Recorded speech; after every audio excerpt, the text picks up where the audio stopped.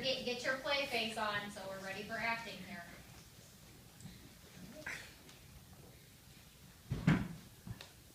The story of Theseus and the Minotaur. In this myth, the prince named Theseus risks his own life to stop the deadly payment of human lives that his father is forced to make to a cruel enemy. To win his gamble, Theseus will have to overcome the Minotaur, a raging human-eating bull, as well as the depths of the deep blue sea. Introduction. On the island of Crete lived a cruel and powerful king by the name of Midas. People all over the Greek world feared his army and navy and paid the heavy fees Midas demanded just to be left alone. People of Athens had to pay an especially heavy price. Midas' son had died on a visit to Athens, so Midas made Athens pay blood money to make sure that this tragic event would never be forgotten. Every 9 years, the king of Athens, Aegeus, had to send 7 young men and 7 young women to Crete. Choosing those 14 youths was agony because everyone knew what their horrible fate would be.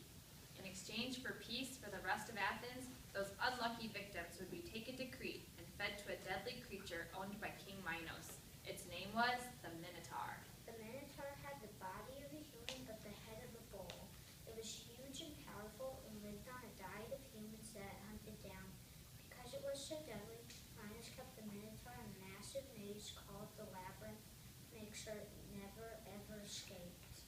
The victims from Athens were brought to the labyrinth one by one and left there until the Minotaur found them.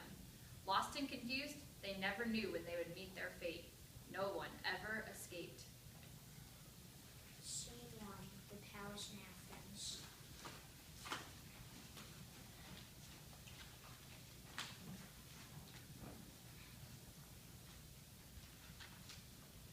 Their time is up. King Midas says that we must be prepared to give him your next batch of youths when he arrives tomorrow.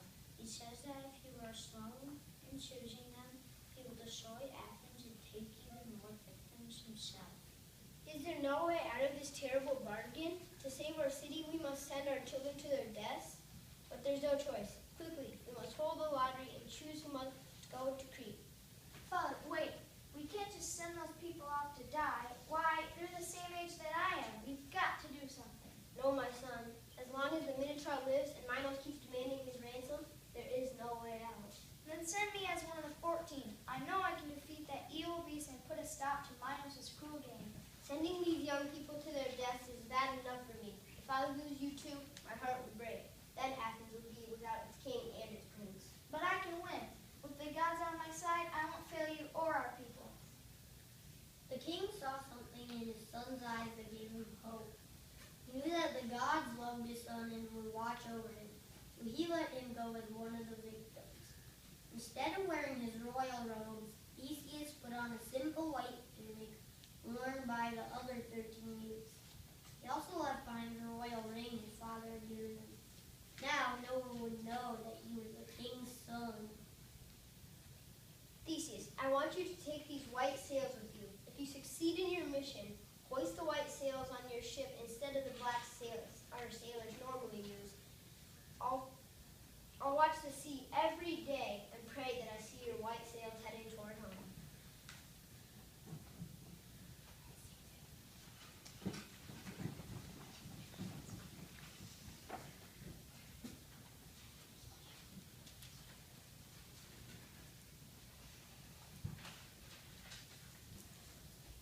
Scene 2. The journey to Crete.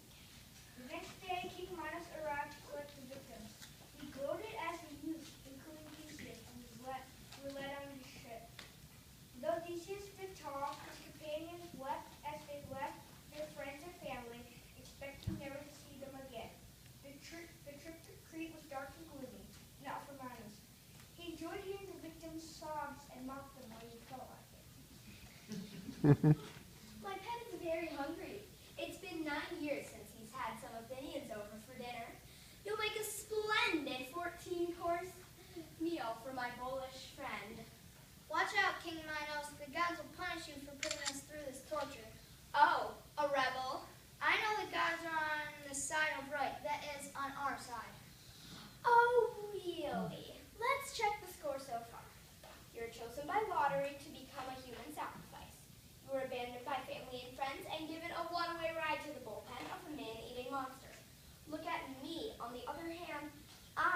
rich and powerful king. I wonder whose side the gods are on. It's true, you've had your fun, but soon it's going to be over. Minos could see that this old fellow was getting his crew nervous. Knew that with all the talk about the gods, it would look bad to kill Theseus right there. But Minos always had an evil scheme when he needed one. Enough already with this talk. We'll have a little test that will prove whether the gods are really interested in helping you. I'll drop one of my rings in the ocean. If the gods favor you, you'll dive in and bring it right back.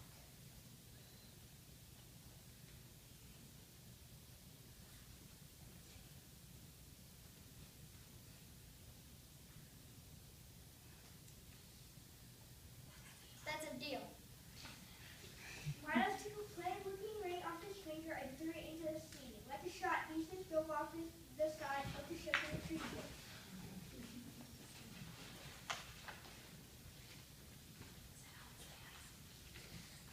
Set all the sails. Let's get this ship moving. But your highness, shouldn't we wait for that youth to come back up? We'll never be able to catch up with our ship. We'd be leaving on the ground. Oh, really? What a pity that would be.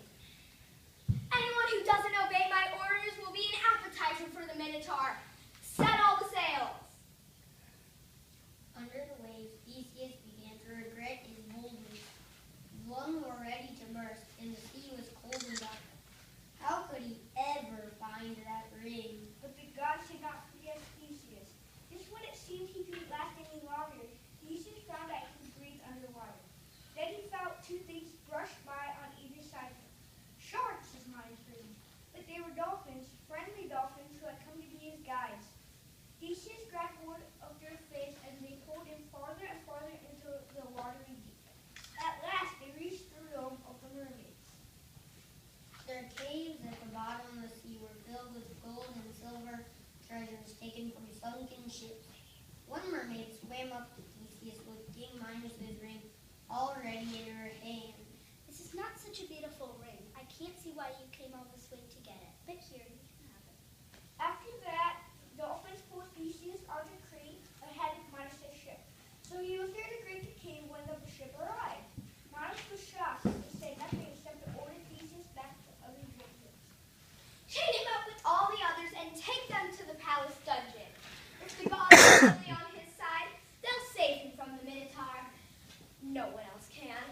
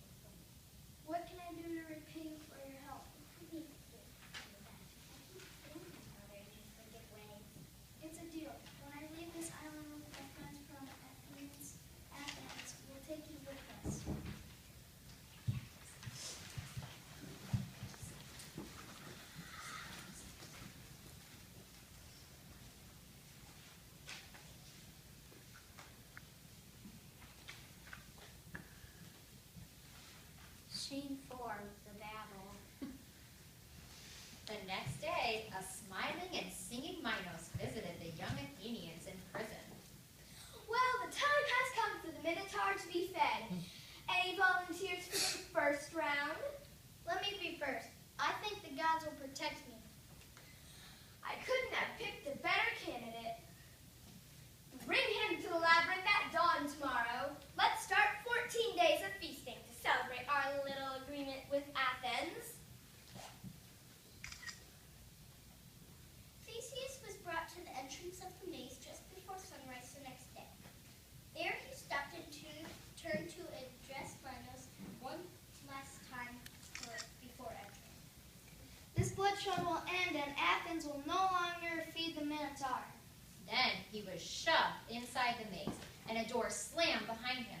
Though other victims had to be forced at sword point into the maze, Theseus seemed almost glad to be entering the labyrinth. I must say, I've never seen such a willing sacrifice. What a relief. Now that troublemaker is gone, I'm sure I'll have no problem with the others. Theseus didn't forget what Ariadne had told him. He had hidden the string under his clothes.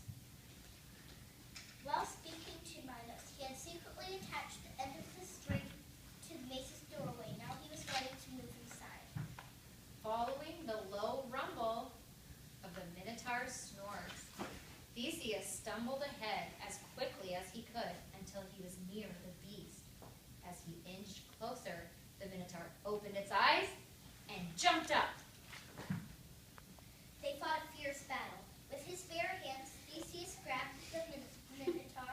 The animal's power was enormous, and it was a miracle that Theseus was able to hold it on his own, let alone get the better of the beast.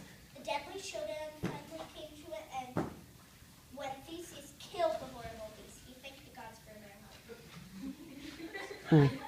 Following Ariadne's string back through the maze, Theseus was able to find his path back to freedom. Ariadne, I won. I want to believe it, but I still can't. How did you get past the guards at the entrance? They were asleep when I came out. I guess they never expect anyone to walk out alive. Quick, let's get the rest of the Athenians out and get out of here. We've got to get away from this island before anyone catches on.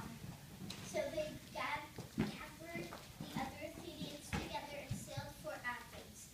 But the gods who had supported Theseus before now sent bad luck his way. A storm forced the ship to land on a deserted island. Ariadne was the first to go ashore. Just as she reached the shore, though, a powerful gust of wind drove the ship far out to sea again. By the time Theseus was able to force his way back to the island, Ariadne had died, probably of a broken heart. No one knows exactly what happened. What god could have wanted such a terrible thing to take place? Only this much was clear. When Theseus set sail for Athens once again, he was so upset by Ariadne's death, he completely forgot to change his sails, as he promised his father. His ship sailed on with black sails instead of white ones that he had promised to use. A ship. I see a ship coming from Crete. It looks like the ship that carried away my son. Let the sails be white. When the old king saw that the ship had black sails, his heart broke, and he collapsed in grief, falling from his tower into the sea. From then on, that sea was called by his name. Today, we still call it the Aegean Sea.